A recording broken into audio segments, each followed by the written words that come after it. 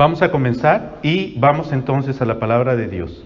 Abra su Biblia, por favor, en la primera epístola del apóstol Pedro y vamos a mirar los versículos del 1 al 5. Primera de Pedro, capítulo 2, versículos del 1 al 5. Primera de Pedro 2, versículos del 1 al 5. Dice la palabra de Dios, si sigue con su vista, por favor, dice: desechando pues toda malicia, todo engaño, hipocresía, envidias y todas las detracciones, desead como niños recién nacidos la leche espiritual no adulterada, para que por ella crezcáis para salvación, si es que habéis gustado la benignidad del Señor, acercándoos a Él, piedra viva, desechada ciertamente por los hombres, mas para Dios escogida y preciosa. Vosotros también, como piedras vivas, sed edificados como casa espiritual y sacerdocio santo, para ofrecer sacrificios espirituales aceptables a Dios por medio de Jesucristo. En este día vamos a usar este pasaje para continuar nuestra conversación que iniciamos la semana pasada con respecto a qué es la iglesia, aunque el tema particularmente hoy es quiénes forman parte de la iglesia. Y usted, si le dieron un boletín cuando entró, hay una pequeña hojita donde está el bosquejo del sermón. Si no lo tiene, levante la mano, por ahí mis hermanos deben tener algunos extra. La pregunta es, ¿quiénes forman parte de la iglesia? Estamos tratando de enseñar cada semana respecto a cómo debemos entender lo que la iglesia es, la naturaleza de la iglesia. Entonces, muchas veces cuando nosotros hablamos de la iglesia, llegamos a tener ideas equivocadas, ideas incorrectas respecto a qué es la iglesia. Y muchas veces pensamos que la iglesia es, dijimos la semana pasada, pensamos que la iglesia es el edificio. El edificio no es la iglesia, el edificio solamente es el lugar donde nos reunimos, ¿sí? Muchas veces pensamos que la iglesia es la denominación, pertenece a la denominación bautista, por lo tanto esa es la iglesia. No, la denominación no es la iglesia, ¿sí? La iglesia no pertenece a nadie en particular, nos pertenece a todos y no pertenece a nadie en particular. La iglesia pertenece al Señor. Uno de los pasajes más profundos respecto a esto está en el libro de los Hechos, en el capítulo 20, cuando el apóstol Pablo se está despidiendo de los ancianos de las iglesias en Éfeso.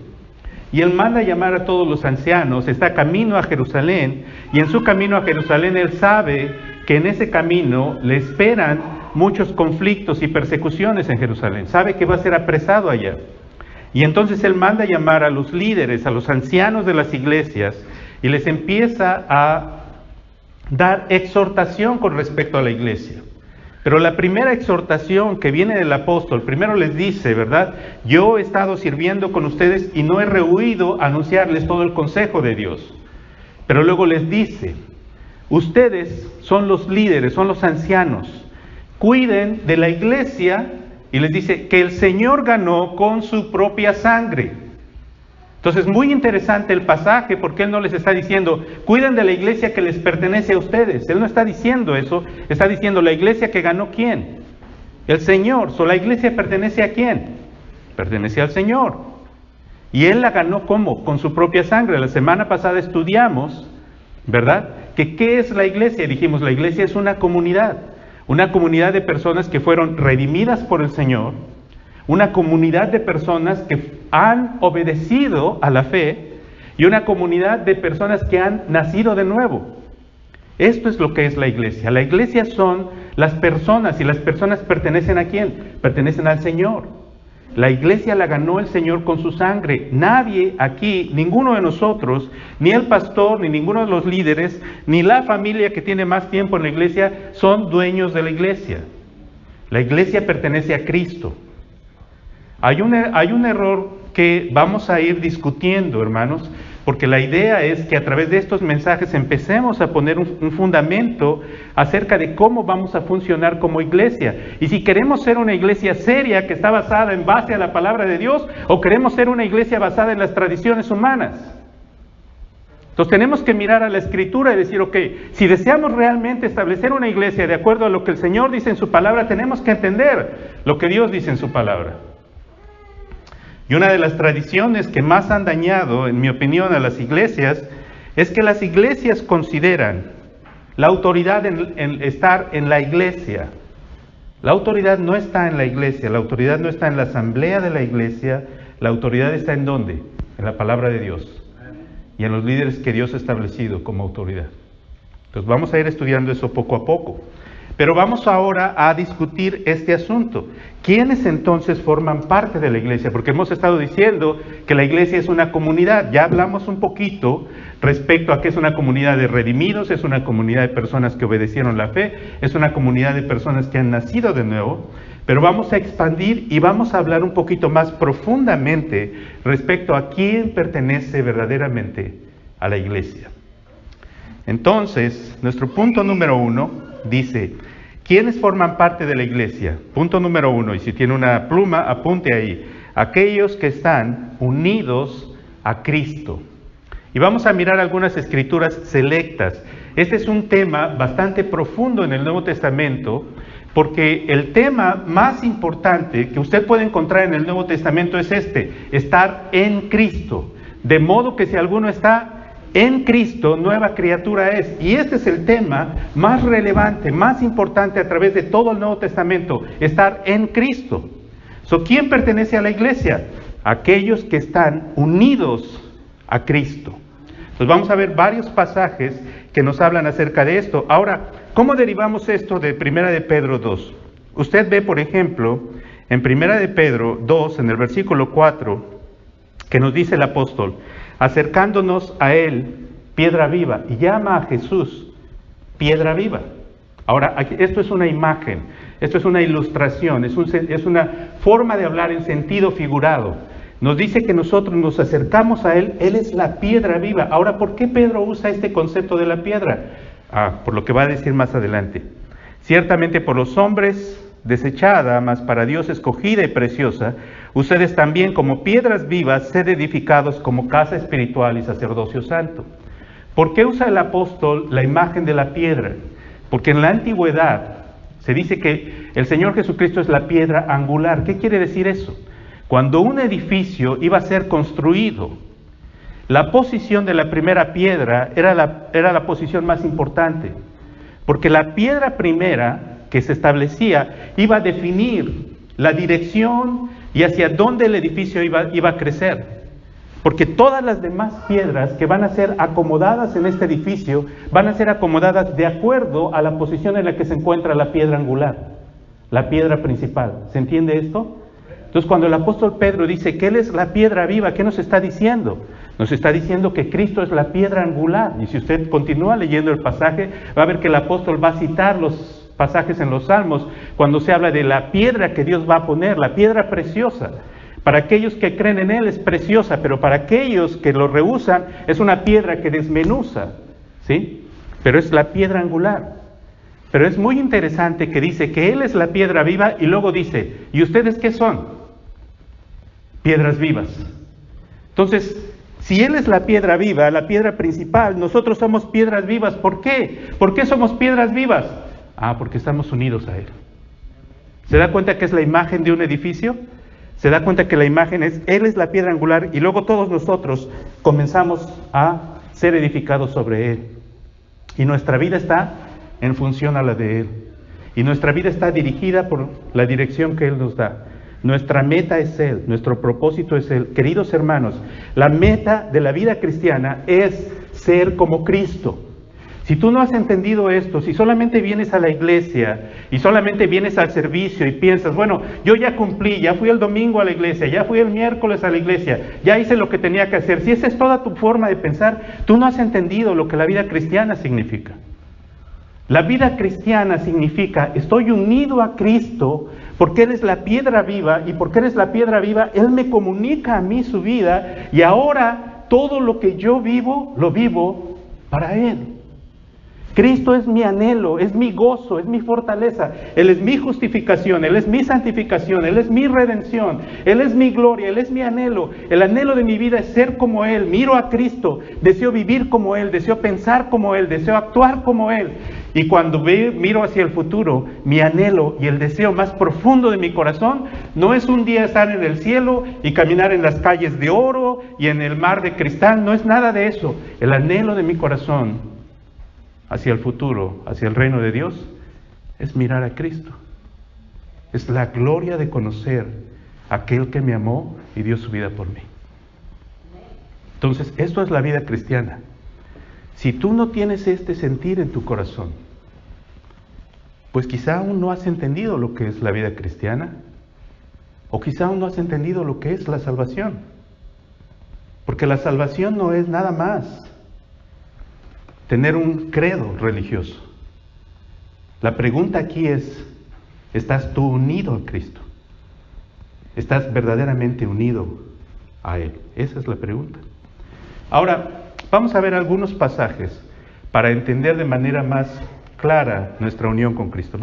Vayan al libro de Romanos, en el capítulo 6, en Romanos 6, y vamos a leer los primeros versículos. En Romanos 6, dice el apóstol está hablando acerca de un principio importante en la vida cristiana que tiene que ver con la santificación del creyente. En todos los capítulos anteriores, el apóstol Pablo nos ha explicado la justificación por la fe. La justificación significa que cuando creo en Cristo, por la obra de Cristo yo soy declarado justo. Pero en el capítulo 6 comienza a hablar de la santificación en la vida del creyente. ¿Qué es esto de la santificación?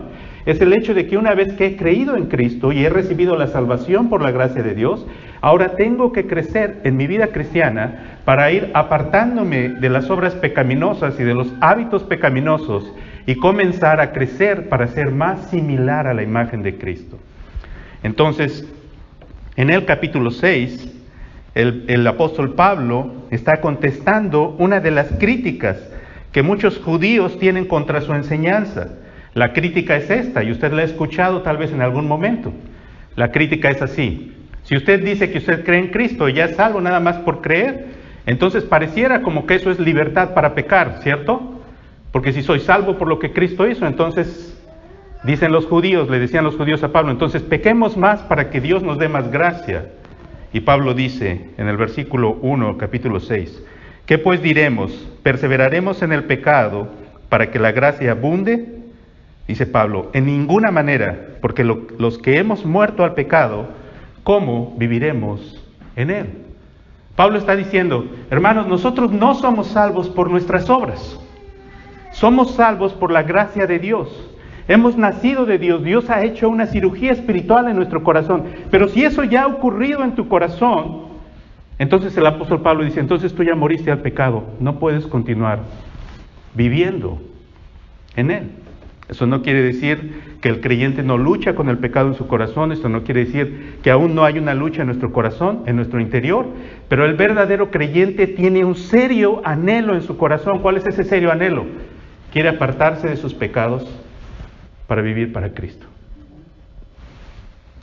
En el versículo 3 nos dice, ¿o no sabéis que todos los que hemos sido bautizados en Cristo Jesús, hemos sido bautizados en su muerte? Ahora mire esa palabra bautismo ahí. Yo sé que muchos de ustedes cuando escuchan la palabra bautismo están pensando en el bautismo en agua, pero el apóstol no está hablando aquí del bautismo en agua. Está diciendo bautizados ¿en quién? En Cristo.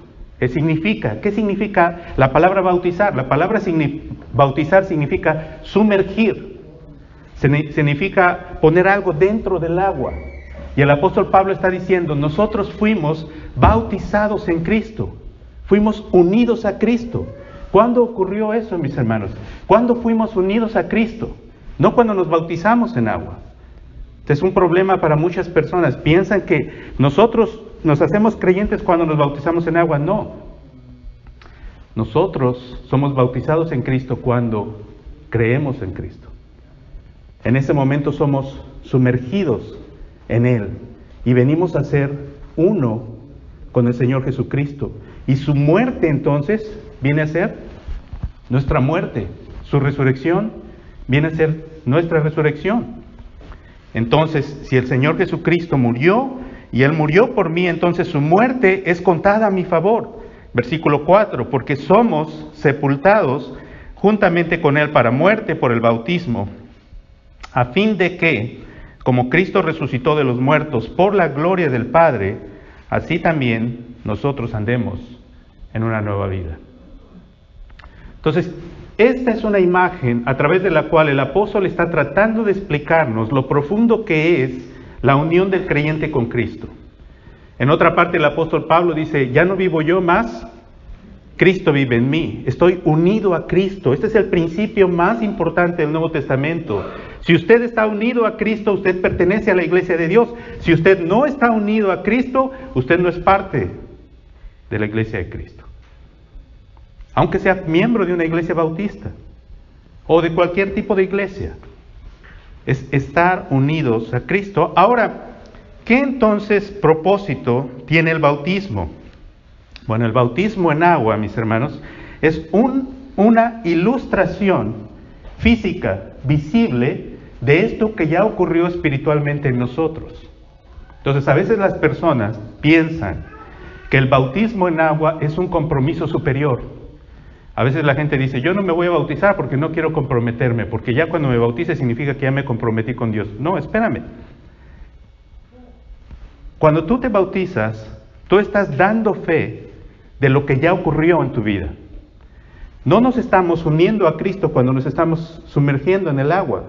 Estamos dando testimonio público de algo que ya ocurrió en nuestra vida. Estoy diciéndole al mundo, yo ya fui unido a Cristo. Y porque ya fui unido a Cristo, aquí estoy delante de ustedes sumergiéndome en el agua. ¿Por qué razón? Porque el Señor me mandó que hiciera esto. Entonces, si usted piensa que el bautismo le va a añadir una responsabilidad más que usted no tiene, le tengo malas noticias hoy. Porque usted ya es responsable delante de Dios, aunque no se haya bautizado. Usted ya es responsable delante de Dios, aunque no haya creído. Usted es responsable delante de Dios, no importa la condición en la cual usted se encuentre. Tal vez usted diga, prefiero no oír más, prefiero no escuchar más, prefiero no hacer esto porque eso me va a comprometer más con Dios. Déjeme decirle hoy, usted ya está comprometido con Dios. Y es imposible escapar de ese compromiso. ¿No hablamos hace 15 días diciendo que Dios no hace acepción de personas? ¿Piensa usted que Dios va a pasar por alto si nosotros desobedecemos su palabra? Por supuesto que no. Entonces, el creyente verdadero que ha sido unido a Cristo debe bautizarse. ¿Por qué razón debe bautizarse? Por dos razones. Una es suficiente. Fue un mandato del Señor. ¿Sí? Si el Señor me mandó que debo bautizarme, ¿qué debo hacer? Debo hacerlo. Segundo, porque es mi gozo hacerlo. Porque a través del bautismo, ¿qué estoy diciendo? Le estoy diciendo, quiero que escuchen todos. ¿Qué es lo que quiero que escuchen? Quiero que escuchen que estoy unido a Cristo. Yo he muerto ya al mundo y ahora vivo una nueva vida. ¿Y esta vida la vivo para quién? La vivo para el Señor. Estoy identificado con Cristo en su muerte y en su resurrección. Queridos hermanos, si algunos de ustedes no se han bautizado y usted profesa ser un creyente en Cristo, hoy en el amor del Señor le exhorto a que se bautice. Y vamos a tener pronto oportunidad. Vamos a tener bautismos pronto. Así que quiero que piensen sobre estas cosas, pero deseo que entendamos la ordenanza del bautismo en su propia dimensión, en su dimensión bíblica. No es el acto de sumergirse en el agua, no es el acto de unirse a Cristo. Cuando me sumerjo en el agua, solamente estoy ilustrando lo que ya ocurrió. Así como Cristo murió, fue sepultado y resucitó, cuando nosotros somos puestos en el agua y somos inmersos en el agua, ahí estamos ilustrando que nosotros hemos muerto al mundo, estamos sepultados con Cristo y resucitamos para una nueva vida. ¿Se entiende esto, mis hermanos? Entonces, ¿quiénes forman parte de la iglesia? Los que están unidos a Cristo. Y si usted está ya bautizado en Cristo, significa si usted ya ha creído en Cristo, está por lo tanto bautizado en Cristo, por lo tanto debe bautizarse también en agua. Ahora vean en Filipenses 3, sigamos buscando. Este es un tema bastante amplio, hermanos, solamente escogí algunos pasajes para ilustrarles lo que la Escritura, lo que el Nuevo Testamento nos enseña respecto a lo que significa estar unido a Cristo. Pero en Filipenses 3, si me permite leer del versículo 7, el apóstol Pablo está concluyendo su pensamiento respecto a cuál es su actitud respecto a confiar en las cosas que para él eran motivo de orgullo religioso. El apóstol está haciendo este argumento porque hay personas que dicen que su judaísmo, su obediencia a la ley, su celo por las prácticas judías, les hace superiores a los demás. Y ellos están diciendo, nosotros confiamos en nuestra raza, somos judíos, somos celosos de la ley de Dios, nos circuncidamos y todas estas cosas para nosotros es nuestro orgullo de que Dios está contento con nosotros y por tanto somos superiores a los demás. Dios nos ha de responder con su favor porque nosotros hacemos lo correcto. Y Pablo entonces empieza a hacer este argumento y les dice, si ustedes tienen de qué confiar, si ustedes tienen estas cosas en qué confiar, yo tengo más. Yo soy judío, yo conocí la ley de Dios, yo fui celoso de la ley de Dios al grado de que perseguía a los cristianos.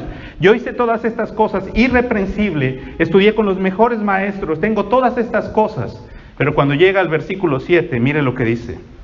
Dice, pero cuantas cosas eran para mi ganancia, ¿qué dice? ¿Las he estimado como qué, mis hermanos? Como pérdida, por amor de Cristo. Todas las cosas las he estimado como ¿qué? Como pérdida. Aquellas cosas que los judíos están confiando y que las personas piensan que les hace aceptables delante de Dios, el apóstol Pablo dice, todas esas cosas yo las tenía, pero para mí hoy las considero como ¿qué? Como pérdida. Vea el versículo 8. Y ciertamente, vea esa palabra ciertamente, significa seguramente, completamente, absolutamente, dice, ciertamente aún estimo todas las cosas como pérdida. ¿Por qué? ¿Por qué? ¿Qué es lo que quiere?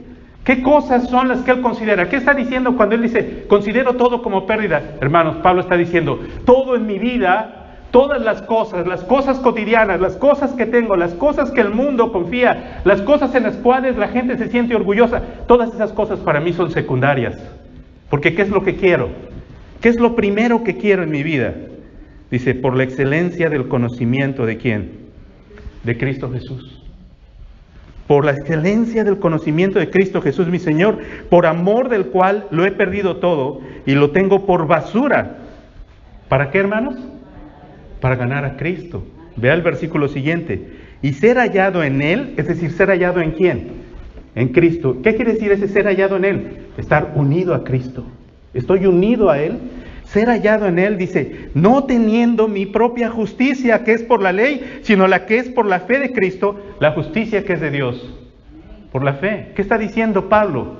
Le está diciendo, hermanos, yo no confío en mi propia justicia. Yo no confío en mi propia moralidad. Yo no confío en que yo soy una persona celosa y guardo la ley, que yo obedezco los mandatos de Dios. Yo no confío en eso.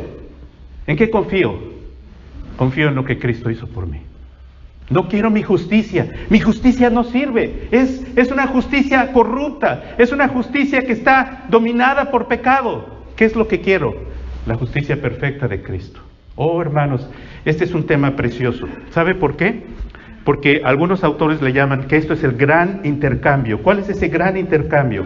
Que en el momento, mis hermanos, que yo entiendo un principio muy importante. ¿Cuál es este? Que yo soy un pecador y que mi justicia no sirve.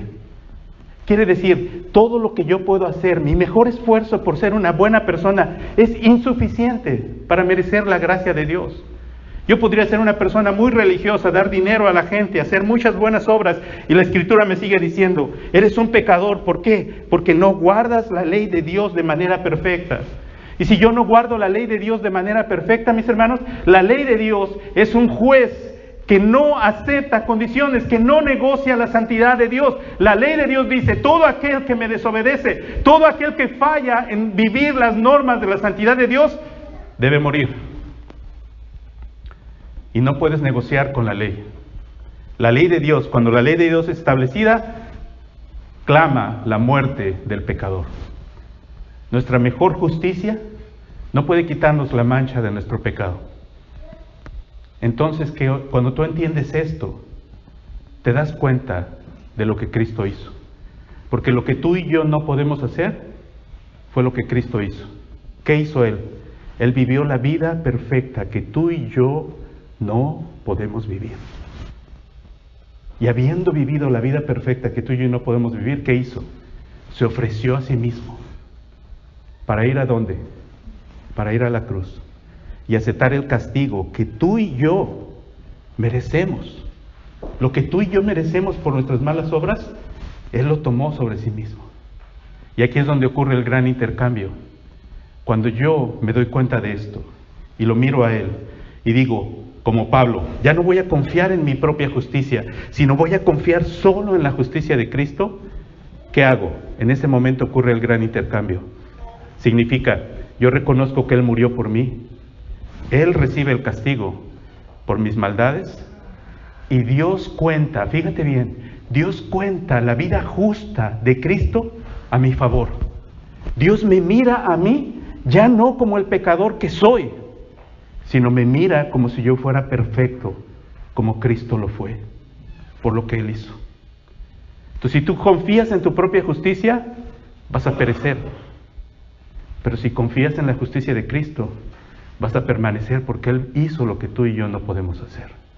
Y con su muerte, Él pagó las demandas de la ley. Entonces, cuando la ley viene y me dice, tú debes morir porque eres pecador, viene mi abogado, sale mi abogado que dice, no, Él no debe morir más. ¿Por qué? Porque yo di mi vida en la cruz, la ley ha sido satisfecha, la ley dice sí, el pecado ha quedado juzgado, la justicia de Dios queda intacta, Dios sigue siendo un Dios justo y al mismo tiempo un Dios que ofrece misericordia y perdón al pecador que quiere venir y unirse y creer en Cristo. ¿Se dan cuenta de lo precioso de todo esto? ¿Entiende, hermano? Hermana, ¿entienden esto? ¿Entienden lo grandioso de la obra que Dios ha hecho? Su gran salvación y la gloria que tiene para con nosotros. Esta es la obra de Dios, el gran intercambio, lo que Cristo hizo por nosotros, mis hermanos. Vamos a ver un pasaje más. Vayan a Primera de Juan. Primera de Juan, capítulo 1, versículo del 1 al 6. Primera de Juan 1, del 1 al 6. Estar unido a Cristo. En el capítulo 1, versículo 1, el apóstol Juan dice, lo que era desde el principio. Él está hablando, en la introducción de la epístola, el apóstol Juan está hablando del testimonio de los apóstoles. Los apóstoles dieron testimonio de Cristo. En el versículo 1 dice, lo que era desde el principio, lo que hemos oído.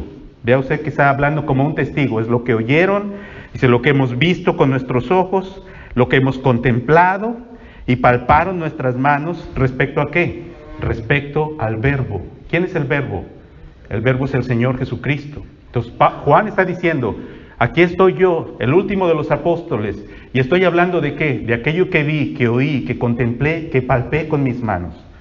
En el versículo 2 nos vuelve a repetir, versículo 2, porque la vida, es decir, el verbo de vida fue manifestado y lo hemos visto y les testificamos y les anunciamos la vida eterna, la cual estaba con el Padre y se nos manifestó. Pero ve esa expresión que dice que el verbo estaba con ¿quién? Estaba con el Padre. Queridos hermanos, uno de los preciosos conceptos en la Escritura es que a través de toda la eternidad Dios ha existido como un solo Dios que existe en una comunidad de 3 personas. No se confunda, Dios es uno solo. En su esencia hay un solo Dios, pero dentro de la esencia y la unidad de Dios existen 3 personas distintas que viven en una relación de completo amor a través de toda la eternidad. Y usted ve que cuando el Señor Jesucristo aparece en la tierra, encontramos continuamente estos pasajes donde el Padre está dando testimonio de su complacencia con el Hijo. Cuando el Señor Jesucristo es bautizado, recuerda la imagen, y el Señor es bautizado por Juan en el río Jordán, entonces el Espíritu de Dios desciende como una paloma sobre el Señor Jesucristo y se oye una voz en los cielos que dice, este es mi Hijo amado, en el cual tengo complacencia. Y varias ocasiones a través de los evangelios se escucha esto. ¿Por qué? ¿Por qué habla de esta complacencia? Porque hay una comunión perfecta entre el Padre y el Hijo. En Juan 17, El Señor Jesucristo en su oración, lo que le llaman su oración sacerdotal, está diciéndole al Padre: Padre, glorifícame con aquella gloria que tuve contigo antes que el mundo fuese. Entonces está hablando de la preexistencia de Cristo aún antes de la creación. Entonces nuestro Dios es un solo Dios, pero existe en tres personas distintas que existen en una relación de perfecto amor. Y el apóstol Juan dice que este Hijo, esta vida que estaba con el Padre, dice Juan, se nos manifestó. Nosotros la vimos, lo escuchamos, vivimos con Él, estuvimos con Él. Y en el versículo 3 dice: lo que hemos visto y oído, esto os anunciamos, para que también vosotros tengáis comunión con nosotros. Y nuestra comunión verdaderamente es con el Padre y con su Hijo, Jesucristo. Fíjate lo que Juan está diciendo. ¿Qué está diciendo esto? ¿Qué es lo que Juan está diciendo? Juan está diciendo que si tú verdaderamente crees en Jesús, entonces tú estás unido a Cristo y tienes comunión con el Hijo. Pero si tienes comunión con el Hijo, tienes comunión también ¿con quién? Con el Padre. ¿Sabes lo que Juan está diciendo? Juan está diciendo que en el momento que tú y yo nos unimos a Cristo, tú y yo venimos a formar parte de esa comunión perfecta que hay entre el Padre y el Hijo. Venimos a participar de esta preciosa relación de amor. Ese es el propósito de la existencia del ser humano. En la clase de la escuela dominical estábamos hablando, ¿por qué? ¿Cuál es el propósito de la existencia del ser humano? La respuesta es: existimos para glorificar a Dios. ¿Qué significa glorificar a Dios? Glorificar a Dios, mis hermanos, significa que nosotros venimos a formar parte de esta comunión perfecta entre el Padre, el Hijo y el Espíritu. Porque creemos en Cristo, nos unimos a ellos y ahora existimos en una relación de amor con Dios y con Dios y con el Señor Jesucristo y con su Espíritu. Venimos a formar parte de esa comunidad. ¿Y qué es entonces la iglesia? Un grupo de personas que se han unido a Cristo y por tanto están en comunión con el Padre, con el Hijo y con el Espíritu. La iglesia entonces es una comunidad. Así como Dios es una comunidad, la iglesia es una comunidad. Y es la misma comunidad en el sentido de que estamos unidos a Él por medio de Cristo. ¿Se entiende esto, mis hermanos? Entonces, nosotros, si estamos unidos a Cristo, formamos parte de esta comunidad. Ahora, hay un pasaje más, no lo vamos a ver, se los voy a dejar ahí para que ustedes lo vean en casa. Es Juan 15. Quise poner ese pasaje porque este pasaje ilustra la manera en que nosotros debemos mantener esta comunión con Cristo. El Señor Jesucristo en Juan 15 está usando la imagen de la viña y los pámpanos o las ramas, ¿sí? Y Él está diciendo: yo soy la viña y ustedes son las ramas. La rama que está unida a mí va a producir fruto, pero las ramas que no están unidas a mí no van a producir fruto.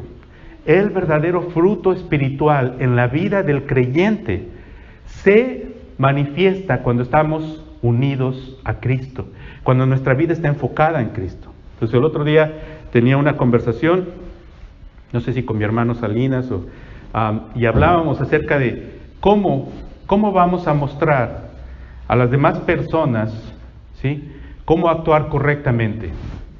Y decíamos, bueno, si tu meta es que los demás vean una diferencia en ti, ¿verdad? Tú puedes decir: quiero que los demás vean que soy diferente. Entonces, ¿qué voy a hacer? Voy a hacer mi mejor esfuerzo para que los demás vean que ahora soy distinto. ¿Esa es la manera de hacerlo? No, porque ¿sabes qué va a ocurrir? Vas a fracasar. Porque tu confianza, ¿en dónde está? Está en ti. Yo quiero demostrarles que soy distinto. No, ese no debe ser ni siquiera tu enfoque.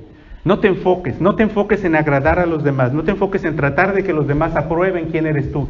Esa es la vida religiosa. Esa es la vida del moralista religioso que está encadenado a las opiniones de los demás. Tú y yo no vivimos bajo esa ley. ¿Sabes cómo vivimos? Vivimos como aquellos que conocemos y que amamos a Cristo. Entonces, si quiero que los demás vean que mi vida es distinta, no voy a trabajar para que los demás vean que mi vida es distinta. ¿Sabes lo que voy a hacer? Voy a buscar más a Cristo. Voy a amar más a Cristo. Voy a mirar más a Cristo, voy a seguir más a Cristo, voy a caminar con Cristo, voy a buscarle, voy a aprender de Él, voy a caminar con Él, voy a servirle, voy a mirar lo que Él hace, que Él sea el anhelo, el gozo de mi corazón. Cuando eso ocurra en tu vida, mis hermanos, entonces tu vida va a cambiar y los demás van a ver una diferencia en ti. Entonces nosotros cambiamos a medida de que miramos y buscamos a Cristo. ¿Se entiende esto? La unión nuestra con Cristo es una unión orgánica, mis hermanos. No es algo que ocurre una vez y ya nos olvidamos de eso. No, vivimos esto día con día. Así como la rama, para poder vivir, tiene que estar pegada al árbol, así nosotros, para poder seguir mostrando fruto, tenemos que estar continuamente unidos al árbol. Y el árbol es el Señor Jesucristo. ¿Quiénes pertenecen verdaderamente a la iglesia? Los que están unidos a Cristo. ¿Se entiende esto, hermanos? Esto es una pequeña revisión. Este es un tema interminable en el Nuevo Testamento. Es el gran tema del Nuevo Testamento. Solamente les he dado algunos pasajes para ilustrar esto. Pero deseo que entiendan lo profundo que es lo que la iglesia es.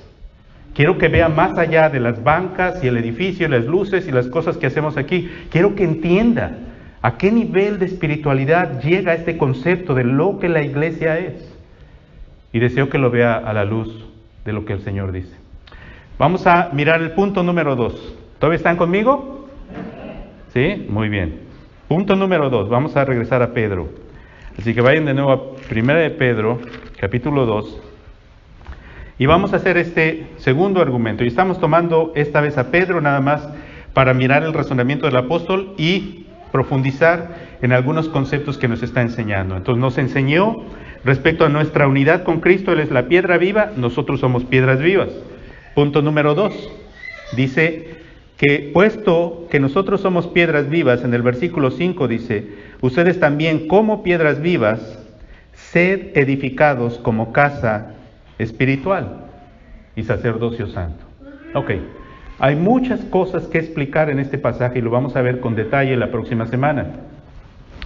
Pero el segundo punto es este, mis hermanos. Si yo estoy unido a Cristo, y si Cristo es la piedra principal, ¿cierto? Y si todas las demás piedras van a estar siendo puestas sobre esta piedra principal, déjame preguntarle, yo estoy unido a la piedra principal, pero también estoy unido ¿a quién? A las otras piedras. ¿No? Porque si hay un edificio y vamos a poner piedra sobre piedra, piedra sobre piedra, todas las piedras están unidas a la piedra principal, pero están unidas los unos con los otros. Para que la pared pueda mantenerse firme, ¿sí? Las piedras tienen que estar en la posición correcta y tienen que apoyarse las unas a las otras. ¿Cierto? No puedes hacer un edificio si las piedras están cada quien por su lado. ¿O sí? ¿Podemos hacer un edificio si las piedras están regadas? Pues imposible, ¿no? ¿Por qué? Porque usted va a hacer su pared, pero cuando venga la lluvia va a entrar el agua porque va a haber muchos huecos, porque las piedras no están donde deben estar. Pero si estamos unidos a Cristo, ¿qué significa eso? Que estamos unidos los unos con los otros. ¿Entiende la profundidad de lo que esto significa, mis hermanos? Miren, hay muchas personas que dicen, bueno, yo no quiero ir a ninguna iglesia.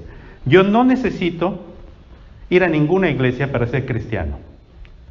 Yo puedo confiar en Cristo, confesar a Cristo, y los domingos me quedo en mi casa.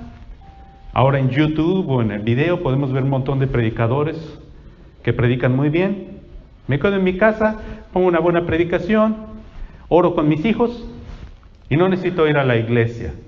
Porque en la iglesia, ¿qué encontramos? Personas que se portan mal, son chismosos, hipócritas, un montón de problemas. Mejor para evitar todos esos conflictos, ¿qué hago? Mejor me quedo en mi casa, ¿no? Somos muy prácticos, ¿cierto? Me quedo en mi casa y una vez recuerdo que hablé con un señor y le pregunté a uno que decía, un hermano que decía ser hermano, ¿verdad? Y le dije, muy bien, qué bueno, qué gozo. Y le pregunté, le dije, ¿y usted a qué iglesia va? Y él me dijo, oh, no voy a ninguna iglesia. Le dije, bueno, ¿quién es su pastor? Y me dijo, ¿sabe lo que me dijo? Bien espiritual. ¿Qué me dijo? Jehová es mi pastor. El Señor es mi pastor. Eso no tengo pastor. Significa, no estoy congregándome en ningún lugar. Ahora, déjenme preguntarles, ¿puede una persona verdaderamente decir, soy un creyente sin congregarse en una iglesia local? Según lo que el apóstol Pedro está diciendo, no. ¿Por qué? Porque tú en tu iglesia, en tu casa, no puedes estar en compañerismo con otros creyentes. No puede ser parte de la casa espiritual. El apóstol Pedro está diciendo, esto es un templo espiritual, construido para ofrecer sacrificios espirituales aceptables delante de Dios. Pedro no está hablando de este edificio, está hablando de usted y de mí. Está diciendo, cuando nosotros nos juntamos para glorificar a Dios, y a través de glorificar a Dios somos un templo espiritual para adorar al Señor. La pregunta es, si usted se queda en su casa, usted puede estar muy confortable ahí tomando cafecito en el frío, pero usted no es parte del templo espiritual del Señor. Entonces, la reflexión, la conclusión es esta: no se puede ser un verdadero cristiano sin estar unido a una iglesia. No hay muchos amenes, nada más uno. Eso es importante, ser parte de una iglesia. Bueno, vamos a ver algunos otros pasajes. Primera de Corintios 12. Vamos a la Primera de Corintios. En Primera de Corintios 12, versículos del 12 en adelante, dice el apóstol Pablo, dice, porque así como el cuerpo es uno y tiene muchos miembros. Mire, ahora aquí hay otra imagen distinta. Ahora él va a usar la imagen del cuerpo para ilustrar lo que la iglesia es. Así como el cuerpo es uno y tiene muchos miembros. Ahora vea usted su cuerpo. Su cuerpo, ¿cuántos miembros tiene su cuerpo? Tiene diferentes miembros, ¿cierto? Tenemos manos, tenemos pies, tenemos ojos, tenemos orejas, y cada miembro tiene una función distinta, ¿cierto? Pero cada miembro del cuerpo es parte del cuerpo, ¿sí o no? ¿Sí? Porque si usted llega a casa y saca un machete y pone el dedo y lo corta, va a decir, este no es parte del cuerpo, lo corta, ¿qué va a sentir? Va a sentir dolor. ¿Por qué razón? Porque aunque este es un dedo, pertenece al cuerpo. Y el cuerpo va a reaccionar cuando uno de los miembros está en dolor. Ese es el principio que el apóstol está enseñándonos aquí. Así como el cuerpo es uno y tiene muchos miembros, pero todos los miembros del cuerpo, siendo muchos, son un solo cuerpo, así también Cristo. Porque por un solo espíritu, fíjese lo que va a decir, fuimos todos bautizados en un cuerpo. Este bautismo no es diferente a lo que Pablo está diciendo en Romanos 6. Lo que Pablo está diciendo es esto: cuando usted cree en Cristo, es la obra del Espíritu de Dios que nos sumerge ¿en quién? En Cristo. Y al estar sumergidos en Cristo, al estar unidos a Cristo, venimos a ser parte del cuerpo de Cristo. Nos unimos también con otros creyentes. No son dos bautismos distintos, es el mismo. Cuando creo en Cristo, me uno a Cristo, y si me uno a Cristo, estoy unido con aquellos que están unidos con Cristo. Entonces, por un solo espíritu, fuimos todos bautizados en un cuerpo. Y vea que dice, sean judíos o griegos, es decir, no hay diferencias raciales. No hay diferencias raciales, sean esclavos o libres, no hay diferencias de clase social. Nadie puede decir aquí, oh, yo soy el hermano que dio más dinero para reconstruir la iglesia, por lo tanto yo soy más importante. No, no hay diferencias. Dice, a todos se nos dio a beber de un mismo espíritu. Queridos hermanos, la iglesia es el cuerpo de Cristo. Estamos unidos los unos con los otros. Somos parte de un cuerpo espiritual. Si usted no está comprometido con una iglesia local, usted está en desobediencia. No está entendiendo la realidad de lo que la iglesia es. La iglesia es más que un grupo de personas que andan ahí nada más peleándose y argumentando. La iglesia es más que eso. La iglesia es un cuerpo de personas que han creído en Cristo. Y si la iglesia hay conflictos, es porque los creyentes no han crecido en su fe, porque los creyentes no están poniendo en práctica, no están cuidando su carnalidad, están permitiendo que las cosas superficiales los lleven a divisiones que son superfluas. Pero la iglesia verdadera tiene que prevalecer. Y usted debe entender su responsabilidad de ser parte de una iglesia. Usted debe entender su responsabilidad de ser un miembro de la iglesia. Usted debe entender su responsabilidad de servir a la iglesia. Los miembros están ahí ¿para qué? Para ser útiles. Así como los miembros de nuestro cuerpo son útiles. Vea usted, cada parte de nuestro cuerpo tiene una función. Así los miembros del cuerpo de Cristo, todos deben ser útiles. Y todos deben servirse los unos a los otros. ¿Sí? Por ahí, si usted continúa leyendo el pasaje, se va a dar cuenta que el apóstol dice, si tengo mi ojo, ¿a poco mi ojo es más importante que mi oído? No. Cuando mi ojo funciona, está funcionando para bendecir a todo el cuerpo, lo mismo el oído, lo mismo las manos, cada parte de nuestro cuerpo. Así es el cuerpo de Cristo. Ahora, en el capítulo, vayan al capítulo 3 de Corintios. En el capítulo 3, esta carta a los Corintios es muy importante, porque Pablo está escribiendo esta carta para corregir un montón de prácticas y problemas que había en la iglesia de Corinto. Gracias a Dios por esta epístola, porque nos da esperanza, porque la iglesia de Corinto era una iglesia muy problemática. Y el apóstol escribe entonces esta carta para corregir una serie de situaciones que están ocurriendo en Corinto. Parte de estas situaciones tiene que ver con el hecho de que muchas personas en Corinto están confiando más en el liderazgo humano que en seguir a Cristo. Entonces hay estos grandes líderes, ¿verdad?, en Corinto. Y unos dicen, yo soy seguidor del apóstol Pedro. Y otros dicen, yo soy seguidor de Apolos. Y otros dicen, yo soy seguidor de Pablo. Y los seguidores de Pedro no se quieren con los de Apolos y los de Apolos con los de Pablo, y todos están en conflicto. Eso no se parece a las iglesias modernas, ¿verdad? No, sí se parece a muchas iglesias bautistas. El problema muchas veces en las iglesias bautistas, el problema es el color de la carpeta. Están los hermanos decidiendo, hermanos, ¿qué color va a ser la carpeta? Y unos dicen rojo y los otros dicen azul. Y los otros dicen rosa mexicano. Y no se ponen de acuerdo. Y los de rojo no se quieren con los de azul. Y hay una serie de conflictos. ¿Por qué? Por cosas superfluas. A veces en la iglesia hay divisiones por envidias. A veces ves a un hermano a quien Dios está usando y tú dices, yo quisiera ser como ese hermano, pero no puedo ser así. Y entonces el corazón se llena de envidia. Y se piensa que porque ese hermano está progresando en la fe, entonces yo estoy, ¿cómo se dice? Yo estoy quedando mal. Miren cómo el apóstol cierra su conclusión con respecto a las divisiones que hay en el cuerpo. En el versículo 21 dice esto. Dice el apóstol, así que ninguno se gloríe en los hombres. No se gloríe en los hombres. Usted no diga aquí, yo vengo a la iglesia porque el pastor Márquez no es nada. No diga, no va a estar el pastor este domingo en la iglesia, ahora no voy a venir. El pastor no es nada. Usted no está siguiendo al pastor. Usted no está siguiendo a los líderes de la iglesia. Usted está siguiendo ¿a quién? A Cristo.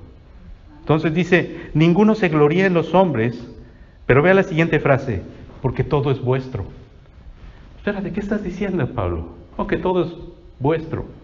Si yo veo al otro hermano y el otro hermano enseña también, y esta hermana canta también, y aquel hermano hace esto también, ¿y cómo me dices que todo es mío? No, todo es mío, yo no tengo esos dones. Pablo dice, todo es vuestro. Sea Pablo, sea Apolos, sea Cefas, sea el mundo, sea la vida, sea la muerte, sea lo presente, sea lo porvenir, todo es vuestro. ¿Y vosotros de quién? De Cristo. ¿Y Cristo de quién?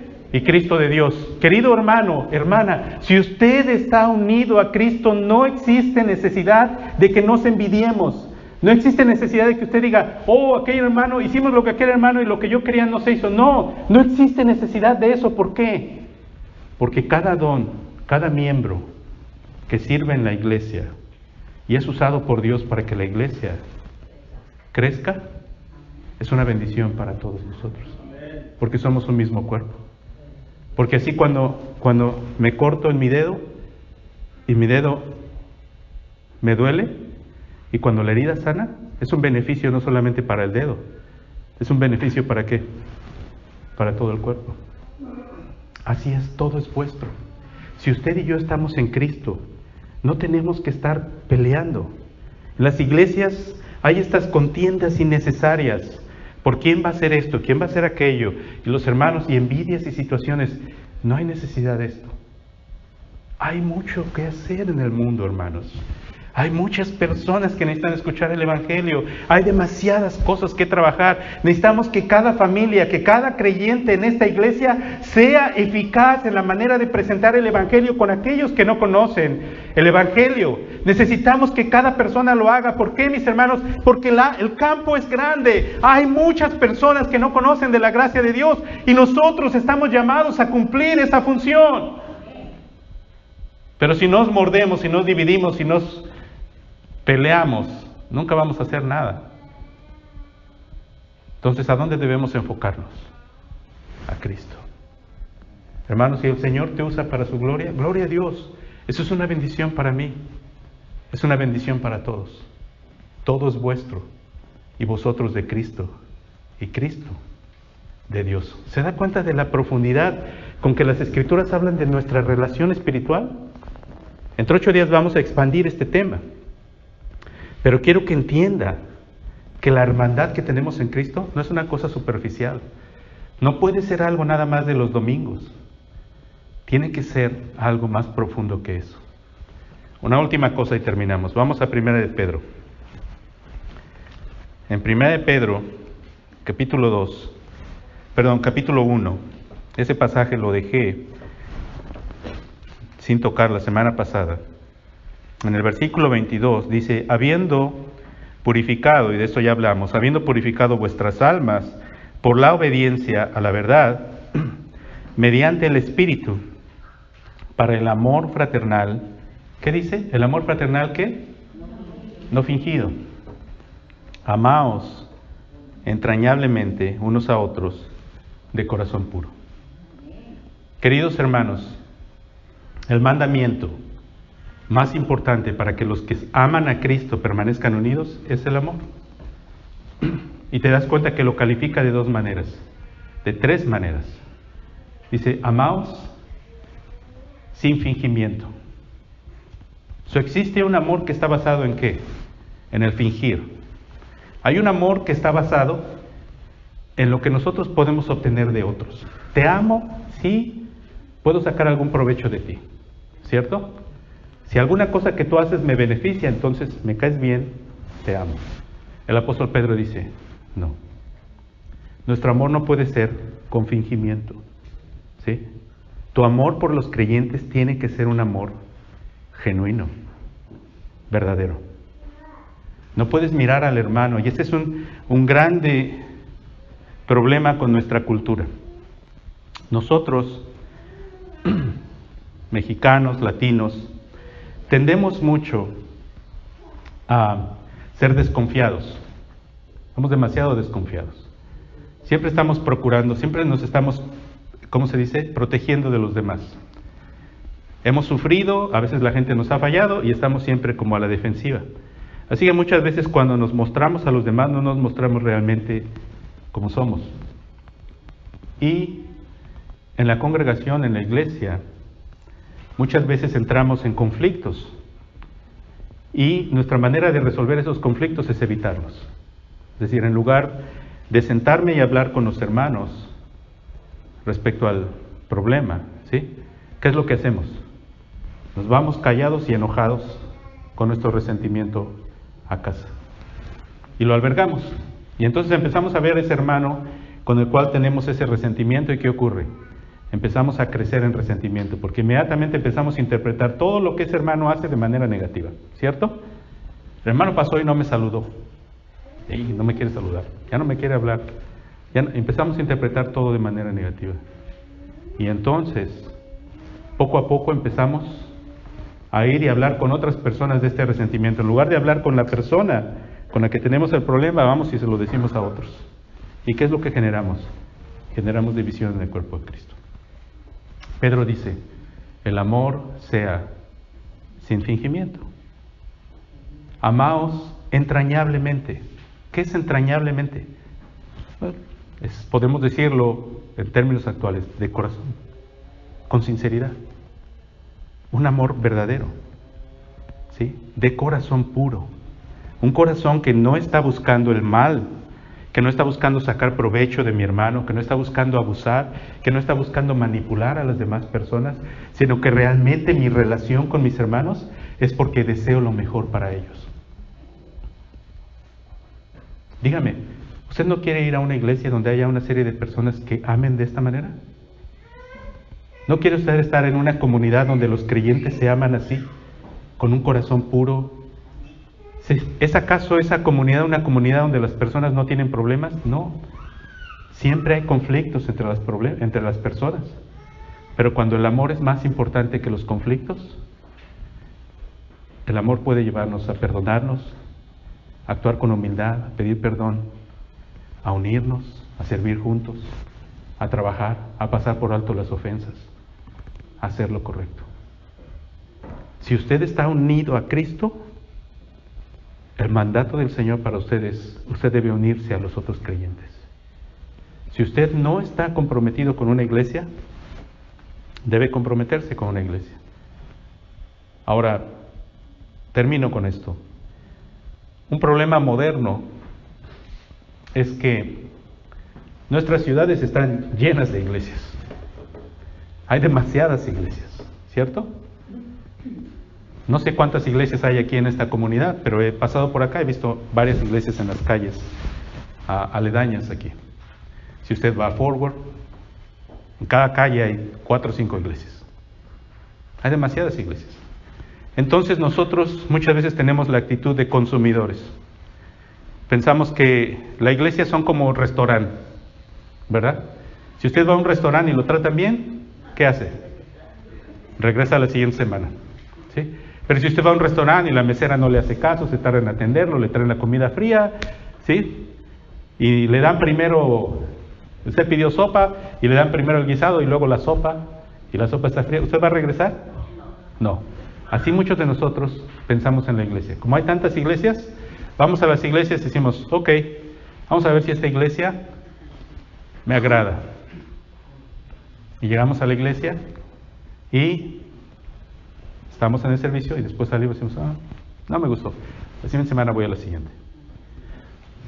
A veces es necesario, cuando no tenemos una iglesia, sí es necesario visitar varias iglesias, porque necesitamos encontrar una iglesia donde se enseñe verdaderamente la palabra de Dios. Y lamentablemente, aunque hay muchas iglesias, es triste la realidad de que en muchas no se predica la palabra de Dios. Pero eso no nos excluye de la responsabilidad de ser parte de una iglesia y de ser miembros activos en una iglesia. De nada sirve estar en una iglesia si nuestros dones y las cosas que el Señor nos ha dado no las estamos compartiendo para el beneficio de la iglesia. Así que vaya a casa con este pensamiento y esta exhortación. Si usted está unido a Cristo, deseo que entienda que su unión con otros creyentes no es una opción, no es algo que usted decide, no es algo que nosotros hacemos de acuerdo a nuestro gusto. Nuestra unión con otros creyentes es una realidad espiritual. Y si yo no amo a aquellos que Cristo ama, entonces el apóstol Juan me dice, si tú no amas a los hijos de Dios, entonces tú no conoces verdaderamente a Dios. ¿Por qué? Porque Dios es amor. ¿Sí? ¿Y cómo voy a odiar a mi hermano? Si Cristo está en mi hermano, ¿cómo voy a odiar a mi hermano? Es como odiar a Cristo. ¿No? ¿No es odiar a Cristo si odio a mis hermanos? Sí, hermanos. Es exactamente eso. Entonces, se da cuenta que la iglesia es mucho más que nada más un edificio y un servicio los domingos donde venimos y hacemos un programa. La iglesia es algo más profundo que eso. Tomemos esta exhortación y pongámosla en nuestro corazón. Vamos a orar. Señor, te damos gracias en esta mañana por tu palabra. Te pido, Señor, que tu palabra encuentre corazones dispuestos a escuchar, que tu Espíritu obre en los corazones de aquellos que aún no te conocen. Y si usted hoy aún no es parte de la iglesia, si usted no ha conocido al Señor, si usted no se ha unido a Cristo, hoy deseo hacerle la invitación. Quiero invitarle a que se arrepienta de sus pecados y que crea en Cristo. Deje de confiar en sí mismo, deje de confiar en su religiosidad, deje de confiar en sus buenas obras, deje de confiar en cualquier cosa que usted está confiando. Deje de confiar en cualquier otro mediador. Solamente existe un mediador por medio del cual podemos ser salvos. Aquel que vivió una vida perfecta y murió en la cruz para salvarnos. Ese mediador es Cristo. Hoy le invito con todo mi corazón, si usted no ha conocido a Cristo, arrepiéntase.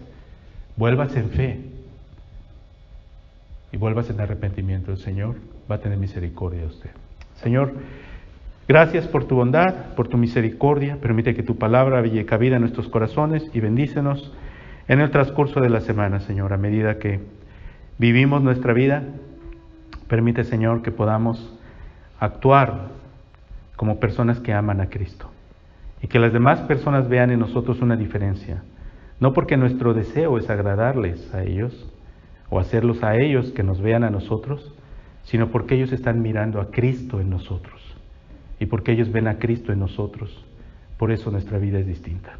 A ti sea toda gloria, Señor. Ponemos todo en tus manos y pedimos tu bendición en el resto de la semana sobre las vidas de los matrimonios, personas, familias, sobre cada uno, en el nombre de Jesús.